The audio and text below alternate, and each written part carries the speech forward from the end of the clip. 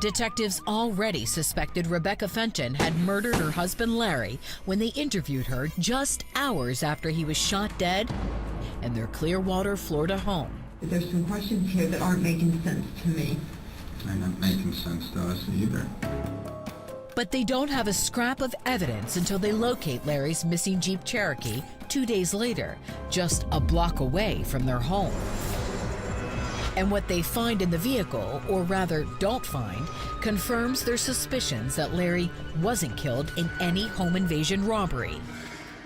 The only loot found in the abandoned Jeep is some costume jewelry, a jar of coins, Larry's iPod, and his laptop computer, leaving detectives asking themselves why any bandit wouldn't at least take off with that. After having just committed an armed residential burglary, murder, grand theft auto, and walk away with actually no proceeds whatsoever. But then investigators make what appears to be a sensational case-breaking discovery in another car. The one belonging to Rebecca, where they find the murder weapon, Larry's own gun, in a plastic bag under the front passenger seat. With 5 spent casings in it, 5 shots were fired inside the house. Inside the bag was also jewelry that Larry always wore. There was a key to the gun case and also keys to the Cherokee that had been missing. And now the evidence overwhelmingly doesn't point to a burglar. It points to Rebecca as her husband's killer. The suspect would have to enter the residence, go up the stairway, mysteriously find the gun that's hidden in a bedroom drawer, come back downstairs, kill Larry, and then ransack the apartment, steal odds and ends, and then move it all to the Cherokee, take the Cherokee, drive it around the block, and then abandon it. Before returning to the crime scene to plant the gun and other stolen articles in Rebecca's car. It didn't make any sense. Detectives believe they have Rebecca dead to rights. Can you understand why the finger was pointed at you? Absolutely. They had also uncovered life insurance policies that added up to a lucrative motive. If Larry tragically died or accidentally died or if something else happened to him, then she got almost $500,000. As well as Larry's estate. If she inherits Larry's wealth, she stands to gain over $1 million. Rebecca would eventually get most of the insurance money, but scoffs at the suggestion she killed her husband for it. I loved Larry, and Larry would have done me a lot more good alive, financially, than dead. Regardless, all detectives now need to arrest Rebecca are the results of the forensic tests conducted after she was first interviewed by detectives. Cooperated with every test, gunshot residue, hair, fibers, clothing, everything the night that Larry was killed. And cops are astonished when the results of the gun residue test come in. That came up negative. Yes, it did.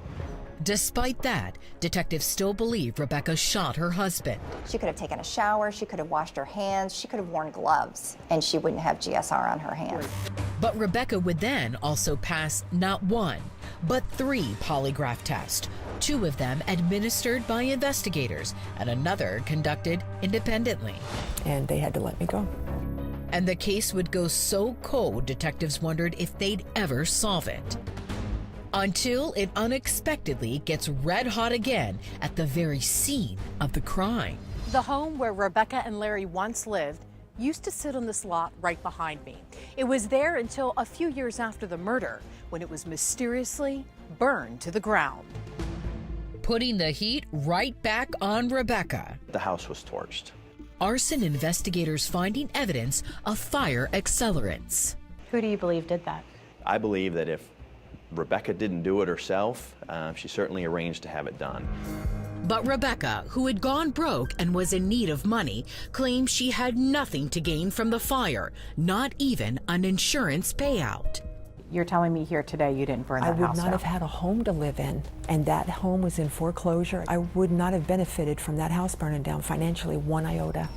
But the fire was suspicious and high profile enough to get the attention of cold case investigators who had been assigned to re-examine her husband's murder. The state really wanted some outside person to kind of corroborate all the evidence that we had collected from the scene and really bring this case together.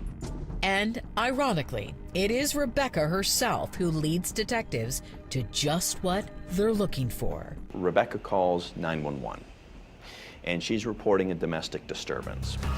With an unruly boyfriend named Alfred Nolan. She wants the police to come because she wants this person removed.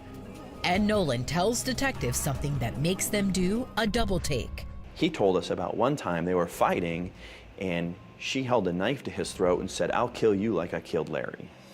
Rebecca scoffs at it. Did you do that? No, that altercation never happened. Larry wasn't stabbed, he was shot. Rebecca says Nolan is a career criminal, trying to buy himself a break on a charge that was about to send him back to prison for 10 to 15 years. So you're saying the only reason why he came forward with this information is to try to Because help I- himself? Absolutely.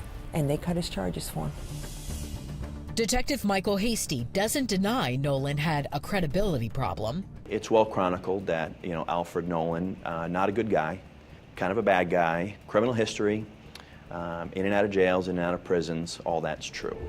But Detective Hasty says Nolan's allegation could be corroborated by other witnesses. Despite all the knocks against him, is the fact that he had told other people about this before he even knew that police were even going to come ever talk to him. Next, detectives throw the book at the widow Fenton. Rebecca, you're under arrest for the murder of Larry Fenton. It really wasn't any one thing. If you took away one single piece of evidence, does the case fall apart? No, it doesn't rely on a single piece of evidence. It relied on everything that together was just overwhelmingly convincing of her guilt.